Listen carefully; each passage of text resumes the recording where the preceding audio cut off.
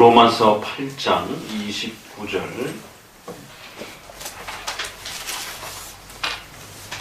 (30절입니다) 로마서 8장 29절 30절 제가 공독하도록 합니다.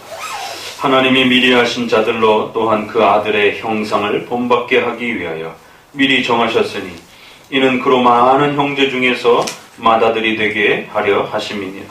또 미리 정하신 그들을 또한 부르시고 부르신 그들을 또한 의롭다 하시고 의롭다 하신 그들을 또한 영화롭게 하셨느니라. 아멘. 구원에 대한 이 영광스러운 또 가르침들을 함께 배워가고 있습니다. 특별히 구원의 이 역사 속에 가장 또 주체적인 또 역사들을 이루어가시는 성령 하나님의 은혜의 역사들을 삼위일체 하나님의 역사이면서도 또 실제적으로 그 구원의 역사들을 이루어가시고 또 펼쳐가시는 성령의 독특한 그 일하심과 사역들을 또 함께 배워가는 그런 시간입니다. 또 잘 집중하시고 또 깊이 그 말씀들을 헤아리셔서 또 소중한 또 영의 양식들을 여러분의 마음속에 또 잘 담아 내시기를 바랍니다. 자, 우리가 계속해서 성령 하나님에 대한 이 논쟁이 1700년 이후로 종교개혁 이후에 우리가 1647년을 웨스트민스터 신앙고백이 만들어지고 적어도 한 20-30년까지 그러한 종교개혁 전통이 유지되어지던 시대라고 볼 것 같으면 1517년부터 1700년을 종교개혁의 이러한 시작이요 열매의 시대라고 200년을 우리가 그렇게 친다라면 1700년 이후로부터 이제 새로운 기독교의 변화의 모습들이 나타나면서 심각한 전통적인 성령론에 대한 훼손과 변질이 일어났다라고 말씀을 드렸습니다. 그래서 크게는 두 가지로 그 세력이 양분되어 있다라고 말씀을 드렸습니다. 전통적인 성경적 성령론은 삼위일체 중심의 성령의 사역, 그것이 반대로 삼위일체는 무시되어지고 오늘날은 성령 시대라라고 하면서 그 성령을 어떤 에너지와 힘으로 그렇게 피조물적인 물질적인 그런 어떤 강력한 어떤 힘으로 그렇게 이해하는 그러한 형태로 양분되어 있다는 것입니다. 또 더 나아가서는 그 성령의 역사는 반드시 하나님의 말씀을 중심으로 그 말씀을 백성들에게 깨우치고 그 말씀을 이해해서 그 말씀을 통하여 예수 그리스도를 인격적으로 영접하고 또 거듭난 자로서 그 말씀을 순종하며 살아가는 인격적 성화의 열매들을 통하여 하나님의 자녀들을 완성하고 또 이루어가는 그러한 말씀과 성령의 연합적 구원의 역사를 전통적 성경적인 구원론으로 그렇게 지켜왔던 것입니다. 그런데 이것이 어느 순간에 말씀과 성령이 분리가 되어지면서 말씀과 상관없이 성령의 그런 독자적인 계시활동과 독자적인 그런 어떤 종교체험의 역사들을 성경에도 없는 그런 종교체험, 또 성경을 더 나아가서 직접적인 그런 직통 계시적인 그러한 계시를 펼쳐가면서 성령의 그러한 직접적 계시를 드러내는 그러한 성령 운동, 그러한 부분들로 나눠지는 것을 우리가 보게 됩니다. 그래서 이러한 성령의 운동들이 미국의 1차, 2차, 3차 부흥운동이라고 하는 그러한 형태를 통해서 미국에서 엄청난 그러한 호응을 일으켰고, 영국에서도 존 웨슬레를 통해서 이러한 신비주의고 또 종교체험적인 이러한 부흥운동의 형태들이 일어났다라는 것. 또 독일에서는 경건주의라고 하는, 경건이라고 하는 그 말 속에는 교리를 반대하고 성경을 통하여 교리를 고백하고 배우는 이런 방식들이 아니라 좀 더 뜨겁고 좀 더 활력적인 그러한 형태로 예배를 드리고 좀 더 활동적인 방식으로 삶의 이 문제들을 기도하고 삶을 더 충실하게 또 살아가고 성결의 문제들을 고민하려고 하는, 그러니까 교리를 배움으로부터 그렇게 하는 것이 아니라 교리는 없애버리고 기도하고 회개하고 성결을 통하여 성도들의 삶을 변화시키려고 하는 이러한 운동들을 독일에서는 경건주의 운동이다 라고 이렇게 말씀을 드렸습니다. 이러한 거대한 물결들이 1700년으로부터 그렇게 시작이 되어지면서 이제는 성경적으로 회복되었던 성령운동, 성령운동이라는 말도 참 적절하진 않습니다. 우리 쪽에서는 잘 쓰진 않는 그런 표현이지만 성령의 역사와 일하심의 그러한 성경적인 원래의 그 소개되었던 개혁교회에서 소개되었던 말씀 중심의 또 성도들의 인격을 변화시키는 방식으로 그렇게 신앙 고백 중심으로서 교리를 배우며 이렇게 성령의 은혜와 역사들을 이해하고 배워가던 그러한, 그것을 스코틀랜드 중심으로 해서는 고백적 장로교회다라고 이렇게 표현을 하기도 하고요. 신앙 고백을 통하여 교리를 철저하게 배우면서 그 교리를 통하여 하나님을 이해해가는 그러한 방식을 고백적 장로교회다라고 이렇게 표현을 하고, 또 유럽이라든가 이러한 데 있어서는 교리 중심의 이 체계를 확립하고 완성했기 때문에 교리적 또 그러한 개혁교회다라고 또 이렇게 표현을 하기도 하는 것입니다. 이런 부분들이 어느 순간 이러한 부흥운동들의 성령의 체험적이고 성령의 신비주의적인 그러한 운동들을 통해서 어느 순간부터는 체험적이고 경험적이고 그러한 은사적인 또 그러한 것들을 추구하는 성령운동 형태로 완전히 바뀌어서 우리 선조들이 회복시켜 주었던 이런 고백적이고 교리적이고 말씀과 함께 역사하시는 성령의 구원 역사에 대한 이러한 성령론에 대한 부분들이 찾아볼 수 없는 그러한 심각한 지경에 이르는 것입니다. 그렇기 때문에 철저하게 성경적 성령론의 역사들을, 또 성경적 구원의 역사들이 우리가 고백한 것이 어떠한 것인지를 잘 지켜내야 될 것이고, 그것을 위협했던 잘못된 방식, 사이비적인 그러한 성령운동들이 어떤 것들이 교회 안으로 그렇게 들어왔는지, 참 사탄은 그런 면에서 아주 철두철미하고 어떤 면에서는 아주 교묘한 것입니다. 그러니까 유사 성령의 역사들을, 유사 성령 운동들을, 사이비적인 비슷한 그러한 비슷하지만 성경적이지 않은 그런 성령 운동들을 교회 안에다가 슬쩍 뿌려놓는 것이에요. 이러한 정확한 성경적 개념이 없는 성도들이 이제 그런 부분들에 대해서 쉽게 반응하고 쉽게 자신의 삶에 어떤 반응들이 나타나니까 결국 마치 그것이 성경적 성령의 역사인 것처럼 혼동하고 거기에 쉽게 빠져드는 것이에요. 그러니까 사탄은 성령을 배우지 말아라, 성령의 이런 역사들에 대해서 접근하지 말아라, 이런 단순한 공격이 아니라 이것이 성령의 역사다라고 하면서 슬쩍 비슷해 보이는 그런 성령의 그런 역사들을 교회 안에 싹 뿌려놓자 순식간에 그것이 교회 안에 흡수되어지는 것을 보게 됩니다. 광명의 천사처럼 다가와서 성도들에게 마치 그것이 진짜 성경적 성령운동인 것처럼 그렇게 오해하게 만들었다는 것을 여러분 정신 똑바로 차리셔야 됩니다.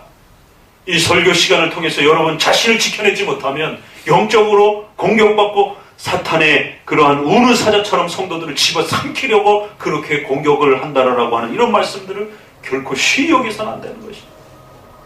우리의 싸움은 눈에 보이는 싸움이라면 차라리 쉬운 것입니다. 혈과 육에 대한 싸움이 아니라 보이지 않는 적들과의 내 자신의 잘못된 생각과 헛된 어리석은 마음과 내 마음 안의 욕망과 내 마음 안의 잘못된 생각들에 대한 사상과의 마음과의 싸움이라는 사실을 명심하셔야 돼요. 이런 올바른 성경적 하나님의 말씀들이 여러분의 생각과 마음을 지배하지 못한다라면 여러분 스스로도 순식간에 이러한 잘못된 성령의 역사와 운동들에 흡수되어질 수 있다는 사실을 명심하셔야 됩니다. 그렇게 되면 영적으로 메말라가고 병들어가고 죽어간다는 사실을 정신 똑바로 차리셔야 되는 것입니다. 우리 선조들이 회복한 이러한 말씀들을 정확하게 이해하고 있는지, 처음에는 정확하게 들었는지, 열심히 가려들으려고 노력하셔야 되는 것입니다. 듣는다고 해서 또 다 이해가 되는 게 아니죠. 잘 이해하려고 집중하고 노력하고 깨달으려고 여러분 자신과 싸워가셔야 되는 것이에요. 잘 이해하는 것이 두 번째인 것입니다. 세 번째는 잘 이해했으면 용기를 가지고 결단을 하고 실천을 하셔야 되는 것입니다. 이 세 가지가 이루어지지 않는다라면 그저 돌밭에 뿌려지고 길바닥에 뿌려진 것처럼 잠시는 말씀을 먹는 것 같지만 결국 우리 안에 한쪽 귀로 들어와서 한쪽 귀로 흘러나가는 그러한 참으로 이러한 심각한 일이 벌어질 수 있는 것입니다. 하나님의 말씀을 잘 먹고 그 하나님의 말씀을 건강하게 먹을 때에 우리 심령이 하나님 안에서 건강하게 자라갈 수 있다는 사실을 또 명심하시고 성령 하나님의 이 소중한 가르침들을 또 부지런히 배워갑시다. 자, 우리 주보에 있는 부분들을 한번 이 내용들을 정리한 것을 읽어보도록 합니다.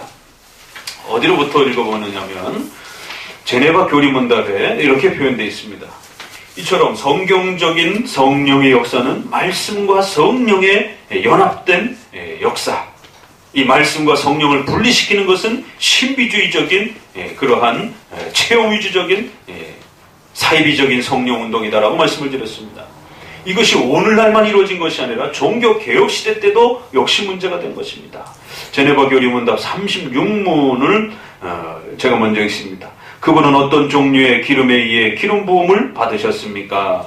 그것은 고대의 왕들이나 제사장들 그리고 선지자들의 경우와 같이 눈에 보이는 기름이 아니었습니다. 그것은 성령님의 은혜에 의한 것이었습니다. 이 성령의 은혜는 과거에 행해졌던 제적 기름 부음의 본질적인 것입니다.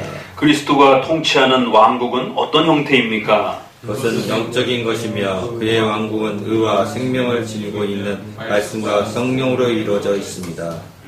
예수 그리스도의 사역을 소개하면서도 그 예수님이 기름 부음을 받으셨습니다. 구약의 제사장들이 기름 부음을 받습니다. 그러니까 이러한 그 외적인 제사 행위에 있어서 이 기름 부음이 도대체 무슨 의미가 있고 어떤 목적을 갖고 있는 것이냐라고 했을 때 그것은 바로 그들을 구별시켜서 하나님이 그들에게 성령 하나님께서 임하셔서 그들을 새로운 사람으로 또 구별된 사람으로 하나님의 은혜와 능력을 부어주시는 그런 하나의 상징적 행위였다라는 것입니다. 눈에 보이는 기름이 아니었습니다. 그것은 성령님의 은혜에 의한 것입니다. 이 성령님의 은혜는 과거에 행해졌던 외적 기름 부음의 본질적인 것입니다. 그러니까 이러한 고백은 그러면 어떤 뜻입니까? 구약에서의 성령의 역사하심이 있었습니다. 성령이 오시면 너희가 땅끝까지 복음을 전해라 라고 했을 때 구약에 없었으니까 이제 새롭게 오신다 이런 뜻이 아니라고 말씀을 드렸습니다. 구약에도 성령 하나님이 계셨던 것입니다. 그러나 신약과 같은 그러한 놀라운 방식으로는 역사하지 않으신 것이에요. 왜? 스스로 성령 하나님이 구약과 신약의 그 차이성들을 그렇게 구별하여 역사하시고 이끌어 오신 것입니다. 예수님이 구약에는 인간의 몸으로 태어나지 않으신 것입니다. 2000년 전에 마리아의 몸에서 그렇게 태어나신 것입니다. 때가 참에 갈라디아에서 있는 말씀이죠. 그럼 왜 구약에는 창조로부터 예수님이 육체를 가지고 그렇게 계시지 않았습니까? 그건 우리가 물을 수 없는 것이에요. 그건 하나님의 놀라운 구원의 그 신비로운 계획이요 하나님의 뜻인 것입니다. 그런 것처럼 예수님이 오시는 데 있어서도 구약과 신약의 차이점이 있는 것입니다. 그러나 신성을 가지신 예수님은 구약에도 여전히 중보자요 또 구원자이신 것입니다. 신약에도 오늘 우리 시대에도 성령 하나님도 구약에 역시 성령의 이 역사를 통하여 구원을 이루어주시는 그러한 성령의 구원 역사가 여전히 행해졌던 것입니다. 그러나 오순절 성령의 임하심으로 인하여 좀 더 이제는 새로운 방식과 형태를 드러내 보였다는 것입니다. 그래서 예수 그리스도께서 마리아의 몸으로 유대 베들레헴 땅에 태어나시는 이 장면이 중요하듯이 그 예수 그리스도의 십자가의 구원을 확증하고 이제 전 세계적으로 그 구원의 역사를 펼쳐가시고 이루어가실 성령의 새로운 방식의 부어주심과 오심도 아주 중요한 변화라는 것입니다. 그렇기 때문에 구약에도 여전히 성령이 계셨고, 다만 구약에서 성령이 역사하시는 방식은 이스라엘 민족, 그 제한된 민족, 또 그러면서도 그 외적으로 보이는 제사적인 그러한 여러 가지 형태의 그 외적인 제사 규범을 통해서 이렇게 몇몇 제한되는 방식으로, 또 그러면서도 또 때로는 꿈과 음성과 또 때로는 어떤 환상을 통해서 하나님의 계시를 성령 하나님께서 구약에 직접적으로 그렇게 또 나타내셨다는 것이. 그러니까 성령 하나님이 구약에 일하는 방식과 형식들이 차이가 나타난다는 것입니다. 본질적인 성령의 역사는 같은 구원의 목적을 가지고 계시지만 일하는 방식에 있어서 구약에는 좀 더 다른 방식이었다는 것이. 그 얘기는 곧 예수 그리스도께서 오시고 난 이후에 신약의 방식은 좀 더 이제 또 새롭고 다른 방식이라는 것이. 그것이 요한 계시록을 통해서 끝났을 때는 오늘 우리 시대에 또 역시 차이점이 있을 수 있다는 것입니다. 이것을 이제 제네바 교리문답에서도 성령 하나님의 본질적인 구원의 역사는 동일하지만 구약과 신약과 더 나아가서 계시록이 이제 완성이 되고 난 이후에 사는 오늘 우리들의 또 자리에 있어서 차이가 있음을 잘 구별할 줄 알아야 된다라는 내용을 이미 담고 있습니다. 이 성령의 은혜는 과거에 행해졌던 그러한 외적 방식의 형태로 있었지만 이제는 좀 더 중요하고 본질적인 것을 드러내는 방식으로 성령의 은혜와 역사가 무엇인지를 이제는 오순절 성령의 역사가 오심으로 인하여 새롭게 드러났다, 이렇게 말합니다. 자, 37번 그리스도가 통치하는 왕국은 어떤 형태입니까? 라고 물으면서 그것은 영적인 것이며 유대인들처럼 팔레스타인을 중심으로 한 국가적이고 영토적인 그런 개념으로 성령의 역사가 이스라엘의 국가를 회복하고 다윗 왕권 통치처럼 그렇게 민족적이고 국가적인 그런 회복으로서의 그 성령의 역사로 이해하면 안 된다는 것입니다. 적어도 구약은 영토적이고 국가적인 개념의 형식과 틀을 가지고 하나님의 성령의 역사가 일어났던 것입니다. 그래서 반드시 다윗을 중심으로 했던 이스라엘 국가를 회복해야 되고 그 가나안 땅을 지켜야 되고 그 가나안 땅의 중심이었던 예루살렘에서 성전을 중심으로 한 제사와 예배적 가치들을 보존하고 지켜내야만 했던 것입니다. 거기에 성령의 기름 부으심이 있는 거예요. 오홀리압과 부살레처럼 그 성전을 짓도록 성령의 기름 부으심이 그들에게 임하신 것이고, 바벨론 포로에서 돌아올 때 수룹바벨과 여호수아에게 그들을 감동시켜서 반드시 예루살렘으로 돌아가 제2성전을 치어야만이 하나님이 그들에게 임하시고 복내려 주신다라고 하는 성전의 회복과 수립이 그들에게 있어서는 중요한 성령의 역사의 방식들이었던 것입니다. 그걸 짓고 그 제사적 예배를 지켜가지 않는다라면 성령의 역사가 임하시지 않는 것입니다. 그렇기 때문에 솔로몬의 성전이 더 화려했지만 제2 바벨론 성전을 지을 때 판자와 그 허술한 재료를 가지고 가난한 상태에서 수룹바벨과 여호수아가 그 제2 성전을 다시 지으려고 할 때 낙심하고 낙담해서 울고 있을 때에 하나님께서 학개 선지자를 통하여 위로하시면서 솔로몬의 성전을 보다 하나님께서 이 볼품없고 보잘것없는 재료로 다시 제2의 성전을 짓는 이 과정이지만 그럼에도 불구하고 하나님은 솔로몬의 성전 때보다 더 엄청난 성령의 역사들을 땅이 진동하고 그 백성들이 그걸 바라보며 감동을 받을 어마어마한 성령의 역사가 더 충만하게 부어질 거다라고 그렇게 위로하고 약속하는 걸 보게 됩니다. 적어도 구약은 그런 방식이었다라는 거예요. 그러나 본질은 영적인 것이다라는 사실을 놓쳐서는 안 된다는 거예요. 유대인들이 이걸 잘못 읽은 것이죠. 오늘 우리 시대에도 구약의 그 내용을 그대로 끌어다가 마치 성전 건물을 거대하게 치면 하나님이 성령의 역사가 임하는 것처럼 그렇게 본질을 외향적인 걸로 착각하면 큰일 나는 것이. 우리나라에서 제일 큰 건물인 사랑의 교회를 지으면서 거기에 초청받은 수모 교회 목사님이 와가지고 한다는 설교가 이제 건물을 이렇게 크게 아름답게 지었기 때문에 하나님께서 이 사랑의 교회에 더 많은 은혜와 성령의 역사를 부어주실 것을로 믿습니다라고 그렇게 설교를 해요. 건물을 그렇게 봉헌하면서 설교를 했던 것을 보게 됩니다. 그건 물질적이고 육체적인 그러한 것을 오해한 것이죠. 우리의 교리문답에서는 그건 구약의 방식이라는 것이죠.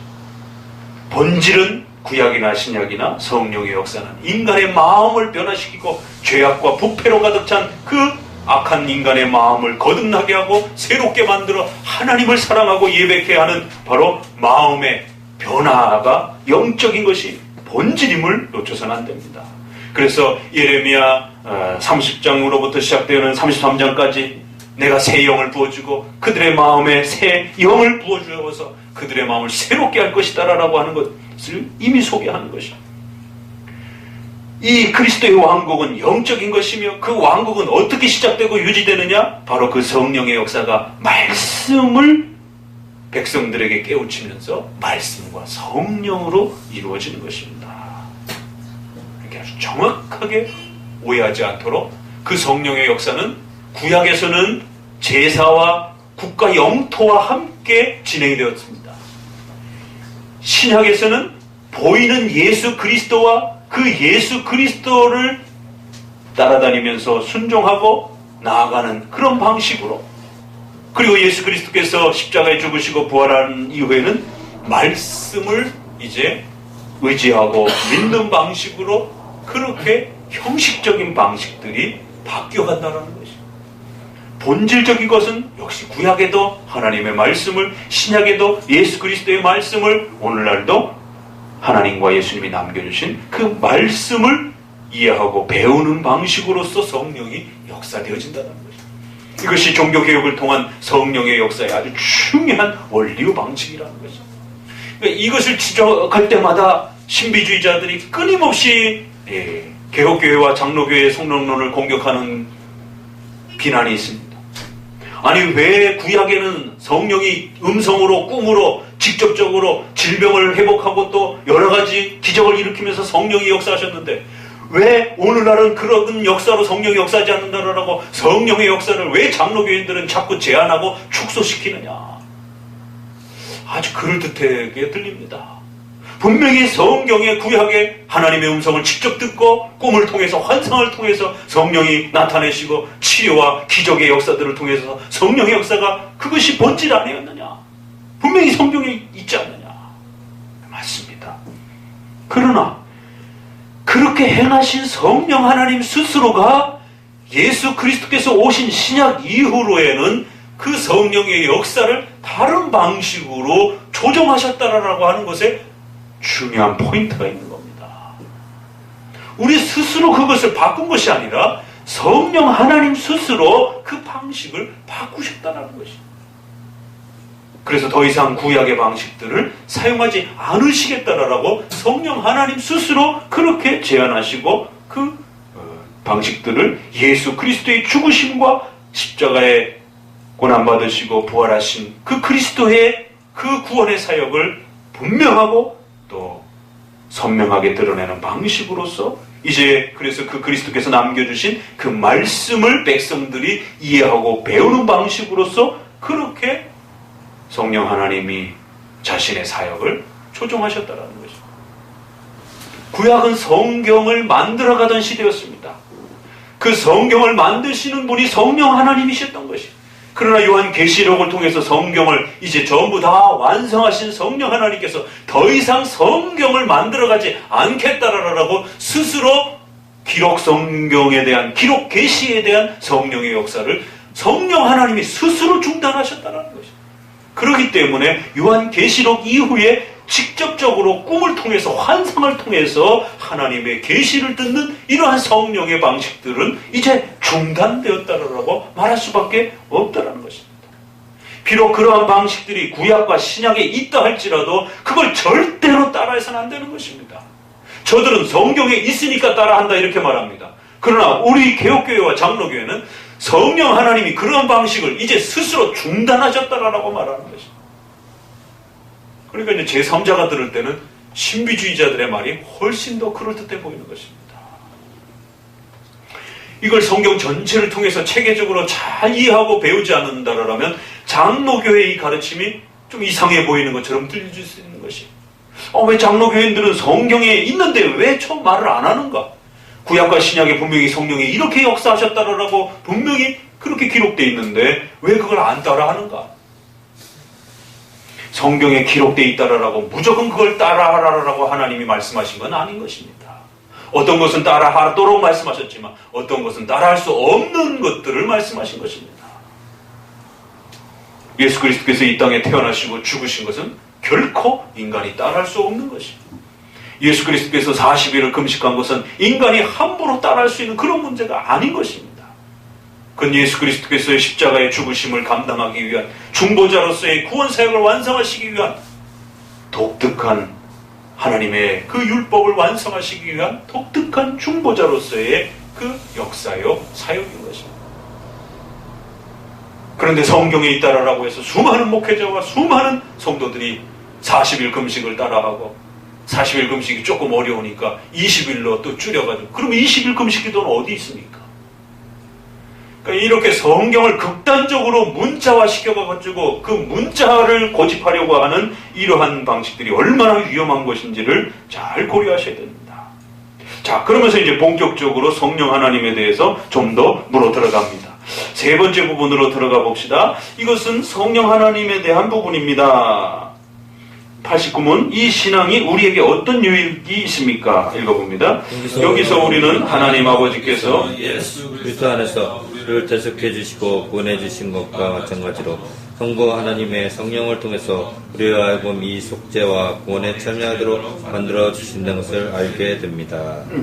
여기도 잘 보세요. 이제 성령 하나님에 대한 부분을 어떻게 설명해 가는가? 여기에서는 하나님 아버지께서 예수 그리스도 안에서 이루신 그 십자가의 구원의 역사들을 이제 우리 안에 실제로 완성하고 만들어 주시는데, 그것은 성령의 역사를 통해서 일어난다는 거예요. 그래서 인간을 거듭나게 하고 인간이 하나님 앞으로 돌아올 수 있도록 하는 이 구원의 역사는 삼위일체 하나님의 역사라는 거예요. 그러면서도 실제적으로 인간의 마음속에 이 변화된 마음과 심령을 새롭게 하는 이런 구원의 실제적인 역사와 적용과 성취는 성령 하나님이 이루어가신다는 것이죠. 성부 하나님의 성령을 통해서 우리로 하여금 이 속죄와 구원에 참여하도록 만들어주신다라고 말씀합니다. 그래서 삼위 하나님이 구원의 역사에서도 각 위가 또 역할하시는 그 방식들이, 내용이 차이가 있다, 이렇게 또 말합니다. 90문, 왜 그렇습니까? 예수 그리스도의 피가 우리를 깨끗게 해주시기, 읽습니다. 우리의 양심에 뿌려주셔서 우리의 양심에 깨끗하게 되도록 해주셔야 하는 것입니다. 좀 더 자세히 설명해 보십시오. 우리 마음속에 거하시는 성령님께서는 우리로 하여금 예수님의 능력을 깨닫고 느끼게 만들어 주신다는 것입니다. 자, 91문은 성령이 역사하시고 일하시는 실제적인 그 내용입니다. 어떤 방식으로 일하시는가를 잘 확인하셔야 됩니다. 그 다음 구절, 성령님께서는 우리를 밝히시어 우리로 하나님의 은혜를 알도록 만들어 주시는 것입니다. 즉 성령님께서는 자신의 은혜를 우리의 영혼 속에 확증하시고 인치시며 그 은혜가 우리 안에 거하도록 만들어 주시는 것입니다. 또한 성령님께서는 우리를 거듭나게 하시며 새로운 피조물로 만들어 주십니다. 그리하여 우리는 성령을 통해서 예수 그리스도 안에서 우리에게 제시된 모든 선물과 은혜를 얻게 되는 것입니다. 예수 그리스도의 걸어가신 십자가의 죽으심과 부활하심에 대한 이 모든 역사가 우리 안에 실제적으로 성취되고 이루어지도록 성령 하나님께서 이제 이 일들을 이루시는데, 우리 마음속에 거하시는 성령님께서는 우리로 하여금 예수님의 능력을 깨닫고 느끼게 만들어 주십니다. 깨닫고 알게 해주신다는 것. 그걸 체험하는 방식, 만지는 방식이 아니라 그 예수 그리스도의 십자가의 죽으심과 부활이 어떤 의미를 가지고 있는지를 우리에게 깨닫고 느끼는.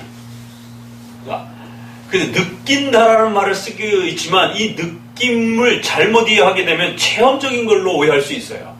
그러나 이 느낌이라는 말을 또 안 쓰면 어떤 일이 벌어지냐면 학문적으로 그냥 공부적으로 지식적으로 머릿속에 예수님을 4대 성인의 한 분인 것처럼 역사적인 지식으로만 아는 것처럼 그런 식으로 말을 하게 되면 또 문제가 되는 것이죠. 예수님을 실제적으로 우리가 느끼고 우리가 예수님과 하나 되고 예수님의 그 몸에 참여하고 그 예수님을 느끼고 경험할 수 있는 것입니다. 그럴 때는 반드시 그건 학문적인 지식이 아니다라는 것. 그 반대로 표현할 때는 우리는 단순히 공부적인 글자를 그냥 몇 글자 아는 게 아니라 예수 그리스도를 실제로 만나고 느끼고 예수 그리스도를 경험하고 예수 그리스도의 몸된 교제에 참여하는 것입니다. 그러나 그것이 또 신비주의자를 대상으로 할 때는 또 조심스럽게 쓰셔야 되는 것입니다.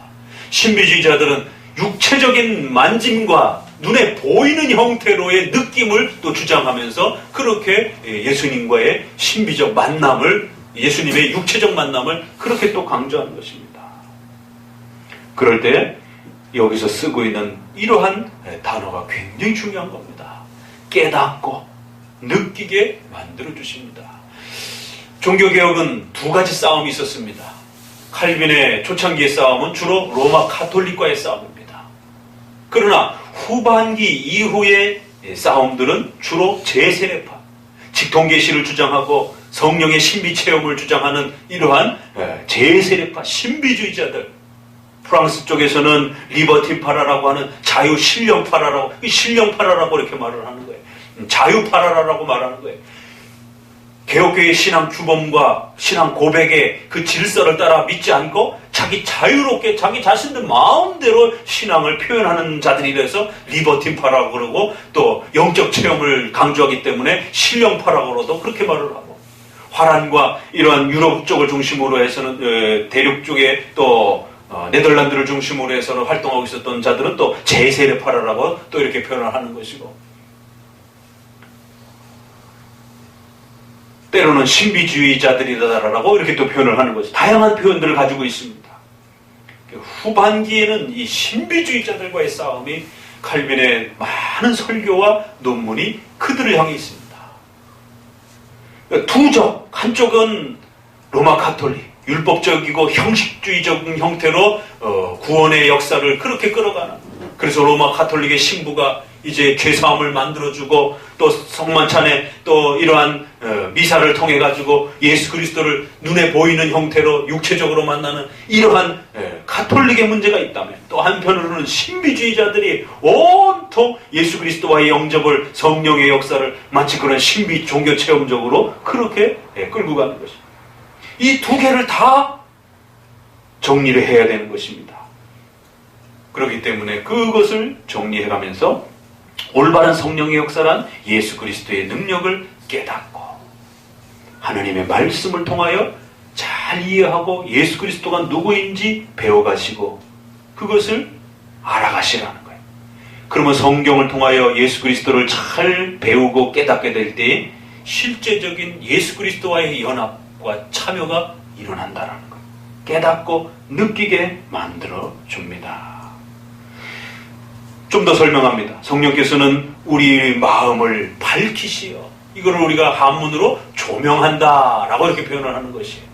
우리의 어둡고 죄로 인하여 죽어서 아무것도 보지 못하는 이러한 인간의 어리석고 둔하고 어두운 마음을 성령 하나님께서 우리 마음속에 들어오셔서 빛을 밝혀서 그 어두움을 걷어내듯이 마치 우리 마음에 그 빛을 밝히셔서 우리의 무지하고 어리석은 마음이 깨닫게 만들어준다는 거예요. 그러니까 이 밝히시어 조명하시어 라는 단어도 깨닫게 해주는 성령의 사역을 말하는 것입니다. 그러니까 신비주의와 우리 정통 개혁파 장로교회가 말하는 성령의 구원 역사가 어떻게 출발되고 시작되어지는지를 잘 이해하셔야 됩니다. 성령이 우리 안에 들어오셨을 때 갑자기 부르르 떨면서 쓰러지고 이런 게 아니다라는 것이에요. 저희가 청년 때 사역했던 전사님도 그 상담을 하는데 지금 성령이 오십니다. 어떻게 아시죠? 그러니까 지금 내 손이 떨린다는 거죠. 이건 정말 성도를 무지하게 만드는, 무당들이 영신이 임한다할 때 영매적인 샤머니즘적인 그러한 현상들을 그렇게 성령처럼 표현하는 것입니다. 무당이 신이 오면 어떡합니까? 방울을 막 떨고 대나무를 흔들고 몸이 떠는 것이에요. 신이 자기와 합일이 됐다라는 것이죠. 그래서 이상한 소리를 하고 쓰러지고 몸을 떨고 다른 사람의 목소리를 내고.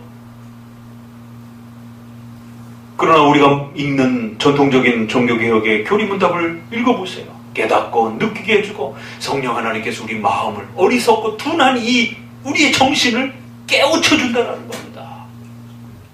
밝히시어 우리로 하여금 은혜를 알도록 만들어주십니다. 그러니까 앞에서 정의를 내리고 그 정의를 부차적으로 또 계속 설명해 갑니다. 그 단어를 혹시라도 오해할까봐. 마음을 조명하시고, 그 조명이라는 말은 하나님의 은혜를 이해하도록, 깨닫도록, 알도록 만들어준다는 거예요. 우리의 정신과 우리의 마음의 움직임과 변화를 말하는 것이지, 어떤 뭔가 외부적인 어떤 번개와 같은 충격이 우리에게 확 와갖고 몸에 어떤 전율을 확 느끼는 이런 걸 말하는 게 아니라는 것이에요. 즉 성령님께서는 자신의 은혜를 우리 영혼 속에 확증과 인치시며, 이 단어도 아주 어렵고 힘들고 또 중요한 단어입니다. 성령 하나님께서 우리 영혼 속에서 우리의 마음을 깨닫도록 하시는 방식 속에서 확증과 인침이 일어난다는 것입니다. 이 단어 어디서 많이 봤습니까? 이 단어 성찬식에서 많이 다 봤던 단어들입니다. 성찬은 바로 우리가 거듭났다라고 하는, 또 우리가 예수 그리스도와 하나가 되었다라고 하는, 예수님과 교제를 나누고 있다라는 것에 대한 인이요 표요 인호다. 표시요 인침이다.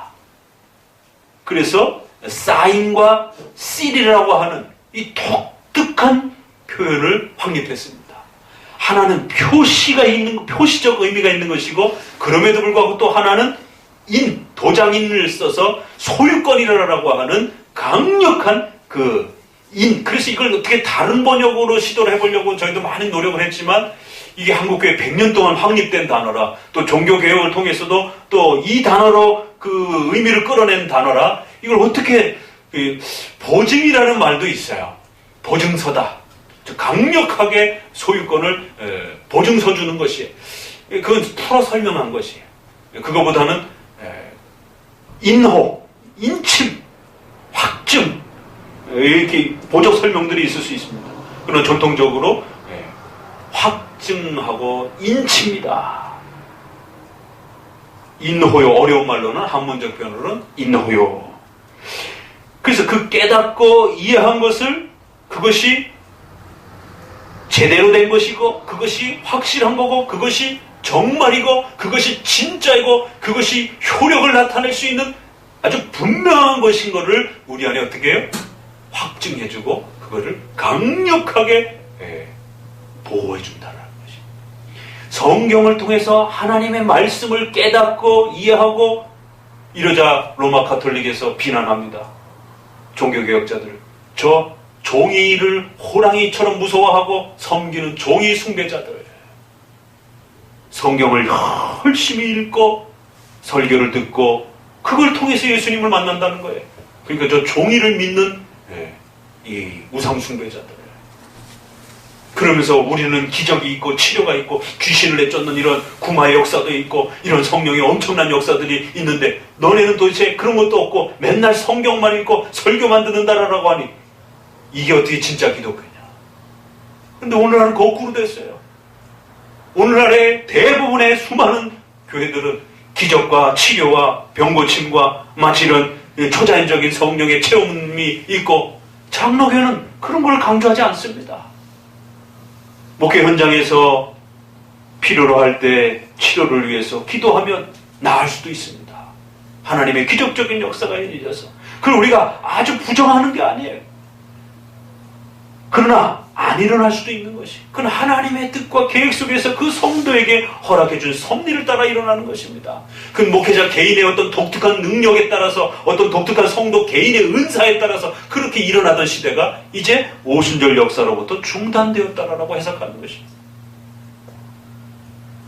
오늘날 장로교는 열심히 성경을 가르치고 교리문답을 통하여 성도의 이 어둡고 무지하고 어둠으로 가려져 있는 이 마음과 생각을 깨우쳐주고 거기다가 이 말씀을 집어넣어주는 것입니다.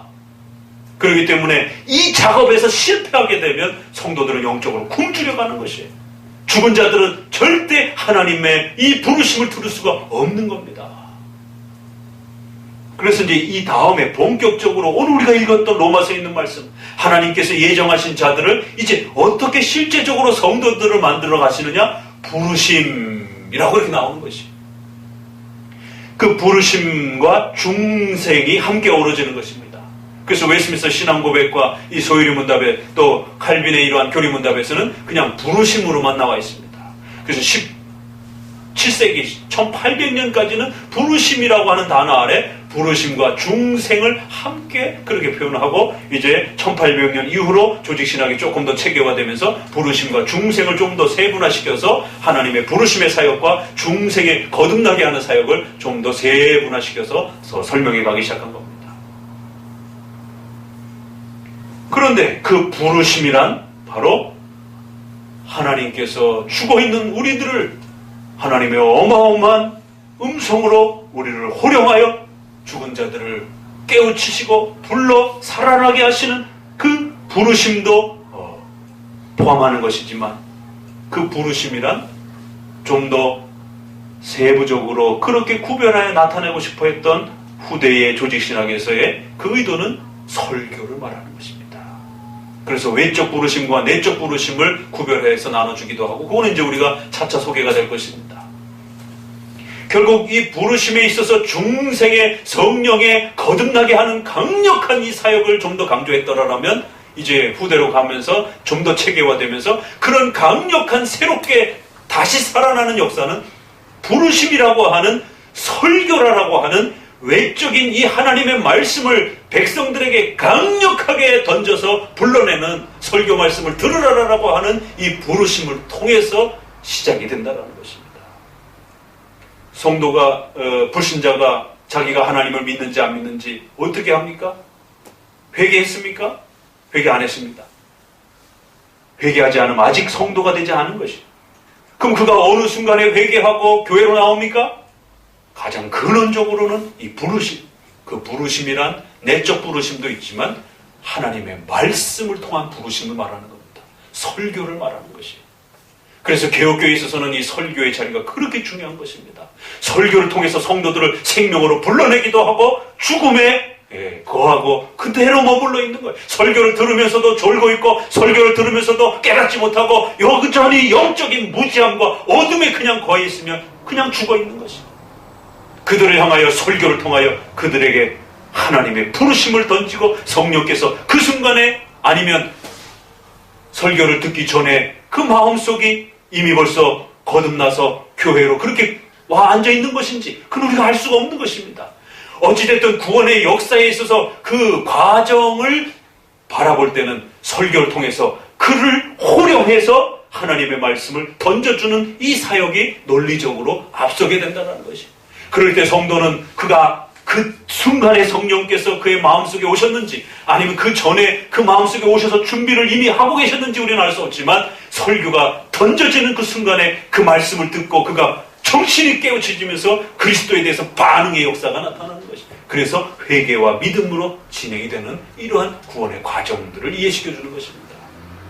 그래서 그 첫 스타트는 바로 하나님의 말씀을 그에게 선언하고 불러주는 하나님의 말씀에 대한 그 부르심을 강조해 주는 것입니다. 바로 그런 하나님의 말씀이 아무것도 아니고, 목사의 설교가 뭐 대단한 이 행위입니까? 정치가들도 웅변을 하듯이 대중들을 설득하고 얼마나 설득하기 잘합니까? 정치가의 한마디에 있어서 수백만, 수십만 명이 움직여 가고 또 그렇게 엄청난 또 운동들이 벌어지고 그 추위에도 자기가 좋아하는 그 정치가의 말을 듣기 위해서 광화문에 또 몰려들면서 제주도에서 부산에서 이거 엄청난 결단입니다. 도대체 그들의 마음을 움직인 게 뭐냔 말이에요. 정치가들도 설교를 하고 또 돈을 벌기 위해서 또 직장에서 오너들도 직원들을 호령하고 또 말을 하는 것이, 목회자의 말도 또 역시 대중들을 향하여서 말하는 것이, 그 목회자의 말이 뭐가 특별합니까? 오히려 전문적으로 말하는 법을 배운 게 아니기 때문에 또 인간의 마음을 이렇게 심리학적으로 움직이고 충동하고 또 자극하는 게 아니기 때문에 목회자의 말은 훨씬 더 힘이 없을 수 있습니다. 그러나 고린도서에 있는 말씀처럼 미련하고 어리석어 보이지만 복음 전도에 말씀을 전하는 이 방식으로 하나님이 우리를 구원하시기를 기뻐하셨다, 이렇게 말하는 것입니다. 이 몇 마디 말로 사람을 깨우친다는 게 얼마나 어려운 일입니까? 그럼에도 불구하고 하나님께서는 이 말씀을 던져주는, 말씀으로 부르시는 이 역사 속에 확증과 인침이 일어난다는 거예요. 실제적인 하나님의 역사가 여기에 보장되어 있다는 겁니다. 그런 표현입니다. 그 은혜가 우리 안에 거하도록 만들어주십니다. 성령님께서는 우리를 거듭나게 하시며 바로 그러한 과정들을 통해서 죽어있던 우리의 심령이 새로워지는 것이, 그리고 우리가 거듭나 중생이라고 말하는 것이, 교회 나오기 싫어하고 하나님 인정하지 않고 설교를 듣지 않던 자가 어느 순간에 설교를 듣고 눈물을 흘리고 기뻐하며 하나님이 살아계심을 인정하고 수용하기 시작하는 거예요. 그의 마음이 새로워진 것입니다. 중생, 거듭난 것입니다. 바로 우리를 거듭나게 하시는 이러한 실제적인 열매가 나타난다는 것입니다. 자, 말씀의 부르심으로 우리를 어둠에 있는 자들을 짚고 깨치는 것이에요. 거기에 성령의 변화와 내적 역사가 일어나는 것입니다. 그 성령의 새롭게 태어나게 하신 역사의 반응이 믿음과 회개를 통해서 바깥으로 나타나는 겁니다. 성령의 구원의 역사가 그렇게 일어나는 것이, 거듭나게 하시며 새로운 피조물로 만들어주십니다.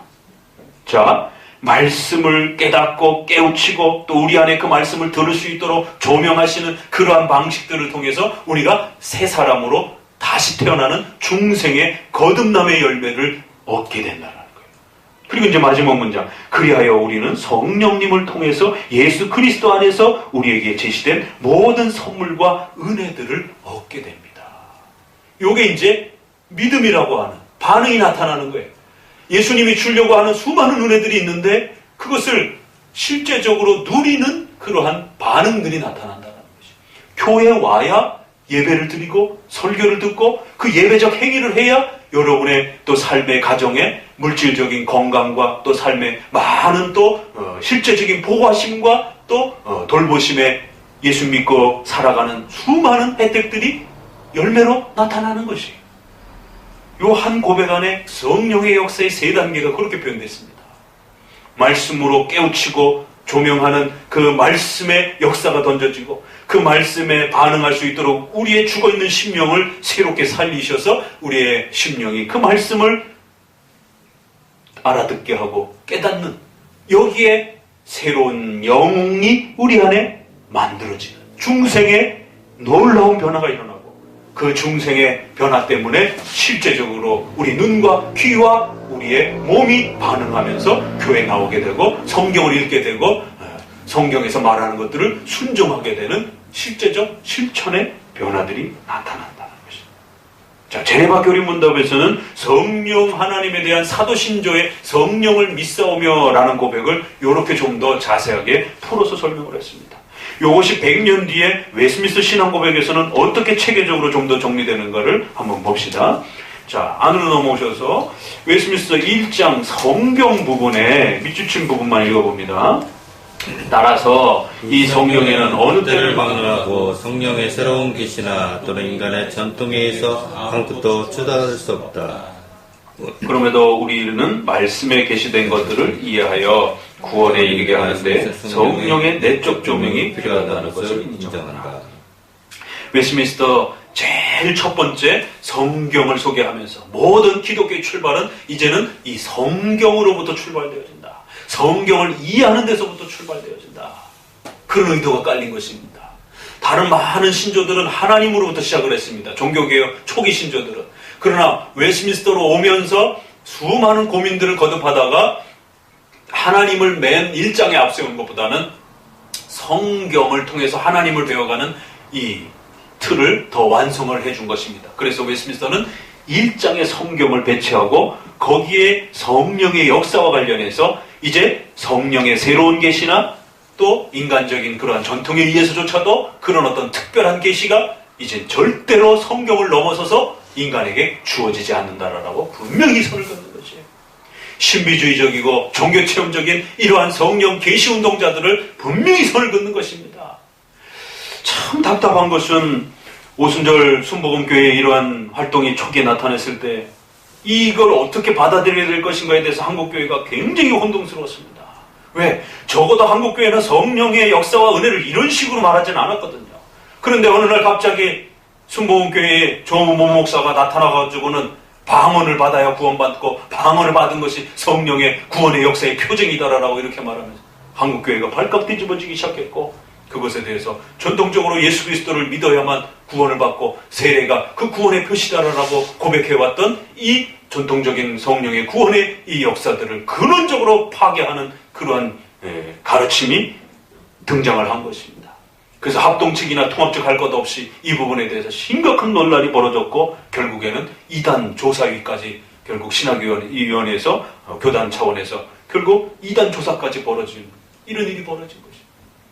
결국 나중에는 이제 교단이 급속도로 커져가면서 정치적인 이제 돈과 여러 가지 그러한 그 논란을 통해 가지고 흐지부지되고 그것이 이 이단의 그런 부분들을 분명하게 선을 긋지 못했지만 이 부분에 대한 한국교회의 이 혼란의 역사가 있었던 것입니다.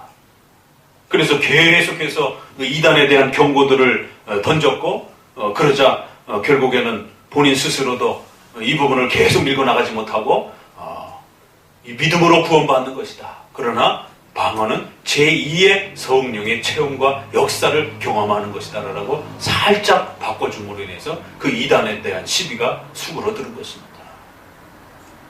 그러나 여전히 지난번 처음 말씀드린 것처럼 성령 세례를 세례로 인정하지 않고 중생의 그 세례로부터 또 다른 이의 세례, 제3의 어떤 능력 세례가 또다시 준비되어 있는 것처럼 그렇게 그래서 성도들이 등급화되어서 더 높은 등급의 이러한 내용들을 가지고 있는 것처럼 여전히 주장하고 있는 것입니다.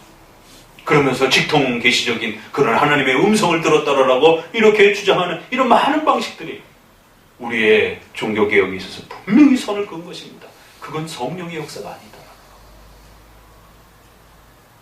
제3의 물결인가 그 성령 4차원 영성이라든가 한국교회 베스트셀러가 되고 4차원 영성이라는 말이 4차원 세계적인 그런 성령의 신비로운 그런 또 다른 역사 이런 말일 것입니다. 성경에서 말하는 그런 성령의 그런 내용들이 아니에요. 온통 우주의 역사하는 어떤 신비로운 힘과 에너지를 그거를 잘 사용하고 활용하게 되면 우리의 병도 낫고 어떤 초인적인 힘을 발휘할 수 있고 미래를 내다볼 수 있는 예언의 능력을 발휘할 수가 있고 이런 이야기들을 하는 것이에요. 그래서 그걸 4차원 영성이라고 이렇게 표현을 하더라고요. 참 기가 막힌 겁니다. 우리의 이 신앙 고백을 정확하게만 이해하고 배웠더라도 이건 완전히 사이비적인 성령 개념인 것입니다.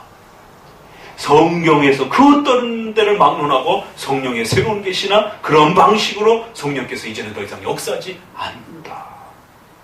왜 성도들이 자꾸 거기에 마음을 빼앗기는지 한국교회 성도들이 자꾸 거기에 마음을 빼앗기고 여름 겨울이면 흰돌산 삼각산 바글바글합니다. 목회자들도 바글바글하고 그런 성령의 역사를 체험을 해서 병 고치는 능력을 행하고 기적을 행사해서 교회를 부흥시킬 수 있다라고 하는 이러한 이제 취지로 수많은 사람들이 몰려드는 것입니다. 그러한 성령의 계시는 중단됐다라고 분명히 말하는 것입니다. 말씀을 성령의 내적 조명을 통해서 이제는 그 하나님의 뜻을 알아가는 길이 열렸다라고 정의를 내려주는 거예요. 우리는 말씀에 계시된 것, 성경에 기록된 것이 성령의 내적인 깨우침과 조명을 통해서 이제는 하나님을 알아가는 그 방식이 유일한 방식이라는 것이에요. 자, 8장 예수님을 소개하는 데서도 또 이렇게 소개합니다. 그리스도께서는 읽어봅니다. 구속을 값주고 사신 모든 자들에게 동일한 구속을 확실하게 그리고 효력 있게 적용하고 전달한다. 그분은 그들을 위하여 중보기도 하며 말씀 안에서 또는 말씀에 의해 구원의 비밀들을 그들에게 계시하며. 웨스민스터에서 이런 그 전치사를 반복해서 쓸 때 아주 조심해야 됩니다. 아주 주의 깊게 보셔야 돼요. 왜 이런 어법에 잘 안 맞는 불편한 이러한 그 반복적인 형태들을 이렇게 굳이 고집하는가? 말씀 안에서 또는 말씀에 의해 그 비밀의 내용들을 우리에게 계시한다는 것이에요. 이건 다분히 신비주의자들에 대한 경고입니다. 또 당시에 루터파가 성경을 축소하고 성경의 사용을 아주 그 제한된 의미로만 사용하면서 예배와 삶에 있어서는 성경보다는 기도하다가 자기 마음에 감동받는 대로 이렇게 하나님의 뜻을 찾고 가려고 하는, 그러나 개혁교회는 그렇게 하면 안 된다는 것이, 여러분이 결혼하는 것, 직장생활하는 것, 또 자녀들을 교육하는 것, 삶에 필요한 이런 모든 부분에 있어서, 구원에 있어서도, 여러분의 생활에 있어서도 여러분은 말씀 안에서 말씀에 의해서 그 말씀이 가르치는 정신과 원리를 따라서 성령의 내적인 조명과 인도하심을 따라서 하나님의 뜻이 무엇인지를 깨닫고 알 수 있다는 것입니다. 이게 루터파와 카톨릭에 대한 경고이고 신비주의에 대한 경고를 이렇게 표현한 겁니다. 왜? 저들이 말씀을 아주 제한적으로 사용했기 때문에. 말씀으로 기독교가 시작된다. 이해합니다. 인정합니다. 부분적으로. 개혁교회처럼, 장로교처럼 온통 그 말씀을 통해서 구원의 비밀을 알려고 하고, 또 말씀을 통해서 우리의 삶의 전반에 필요한 하나님의 뜻을 깨달아 가려고 그렇게 적극적으로 사용하지 않는 것이에요. 성경을. 그렇기 때문에 그들에 대한 경고로서 반드시 예수 그리스도는 자신을 어떻게 드러내신다고요? 말씀 안에서 말씀에 의해 구원의 비밀들을 그렇게 드러내시는데, 또 그의 성령으로 그들을 효과적으로 설득하여 믿고 순종하게 하신다. 그분은 자기의 말씀과 성령에 의해 그들의 마음을 다스리시며 말씀과 성령에 의하여 그들을 설득하고 또 믿게 하신다는 것입니다. 자, 10장 이제 효력 있는 부르심과 관련해서 봅시다. 하나님은 생명에 이르도록 예정한 모든 사람들을, 그리고 오직 그들만을 그분이 정하고 받아들이는 때에 그의 말씀과 성령을 통해서 저희가 나면서부터 처해 있는 죄와 죽음의 상태에서 예수 그리스도에 의한 은혜와 구원으로 효력 있게 부르기를 기뻐하셨다. 그리고 그들의 마음이 하나님의 일을 이해할 수 있도록 영적으로 또는 구원적으로 밝히시며 돌처럼 굳은 그들의 마음을 제하여 버리고 살과 같이 부드러운 마음을 주신다. 그리고 그들의 의지를 새롭게 하사 하나님의 전능하신 능력으로 그들의 선을 향하도록 확정해 주시고, 또 그들을 예수 그리스도에게 효력 있게 이끄신다. 그러나 그들은 그분의 은혜로 인해 자원하여 가장 자유롭게 나온다. 예. 어떻게 성령의 역사가, 구원의 역사가 우리 안에 일어난다고요? 하나님은 생명에 이르도록 예정한 자들을 이제 실제적으로 하나님의 자녀로 만드시는 그런 변화가 나타날 텐데, 어떻게 나타난다고요? 오직 그분이 정하고 계획하신 때에. 여러분이 설교를 듣고 감동을 받는 것도, 전도를 받고 교회 나오게 된 것도 그 하나님이 정하신 때에 일어나는 것이다. 여러분이 교회 나왔어요. 여러분이 결정하고 교회 나왔습니다. 그럼에도 그 모든 역사가 하나님이 정하신 때에 그런 반응들이 나타나는 것이다라는 거예요. 그러한 시간을 정하고 우리가 반응하는 그 역사도 하나님의 예정과 신적 섭리의 때에 일어나는 것이다라는 거예요. 어떻게 해요? 말씀과 성령을 통해서. 저희가 나면서부터 처해 있는 그 죄와 죽음에서 이제 그들을 구원의 이 실제적인 효력 있는 변화와 부름의 역사들이 일어나도록 그렇게 하신다는 거예요. 이 제네바 교리문답과 거의 유사하죠? 그러면 그러한 말씀과 성령을 통한 그러한 역사가 어떻게 일어나는가? 그 다음 3번 이후에 그들의 마음이 하나님의 일을 이해할 수 있도록 말씀을 들으면서 그 말씀을 이해하고 깨달을 때에 우리의 마음이 영적으로 구원적으로 그렇게 깨우쳐지고 이해되어지고 밝혀진다는 거예요. 돌처럼 굳은 그들의 마음을 없애주시고 살과 같이 부드러운 마음을 그렇게 변화시켜 주신다는 거예요. 아주 참 쉽게 여기에 있어서는 중생이라는 말을 이렇게 이해를 잘 못하니까 이건 정말 너무 쉽게 이렇게 표현한 거예요. 어리석고 무지하고 하나님 믿으라고 해도 예수님 믿으라고 해도 절대 믿지도 않고 교회 나오지도 않던 이런 아주 깜빡한 마음, 돌같이 굳은 이 무지하고 어둠에 쌓인 이 마음을 하나님이 없애주셔야 된다. 이걸 잘라 끊어내지 않으면 절대로 하나님께 나오지 않는다는 겁니다. 교회 안 나온다는 거예요. 여러분, 교회 나온다는 게 쉬운 일이 아닙니다, 여러분. 여러분은 그냥 당연히 여러분이 결단하고 교회를 나오신 것 같지요? 그러나 성경은 그런 게 아니다라는 겁니다. 비록 우리의 마음과 의지가 결단하고 또 부모님의 강요에 의해서 또 친구의 설득에 의해서 또 부부지간의 부인의 남편의 설득에 의해서 자녀의 설득에 의해서 여러분 교회에 나왔습니다. 여러분의 마음이 결단하고 교회에 나왔습니다. 그러나 그것은 단지 우리 눈에 보이는 그러한 원인인 것이지 근원적인 인간의 상태를 아신다라면 우리가 죄의 이 인간의 심각함을 보았잖아요. 아담 안에서 타락하고 의로움을 다 잃어버리고 본질적으로 하나님을 싫어하고 태어날 때부터 예수님을 싫어하고 교회 나오기 싫어하는 것이 그런 인간의 이 비참함과 하나님의 영적 교제를 잃어버리고 죄와 죽음에서 하나님의 진노에서 죽어있는 이 자가 교회를 나온다? 부부가 설득해서 부모가 강요해서 부모가 강요해도 죽어다 깨나도 교회 나오기 싫으면 안 나오는 겁니다. 강요해서 나올 수 있는 게 아닙니다. 교회는. 교회 발디를 넣는 게 그렇게 쉬운 게 아닙니다. 하나님의 이 어마어마한 은혜와 기적의 역사가 일어나지 않으면 교회에 와서 말씀을 듣고 있는 이게 기적인 것이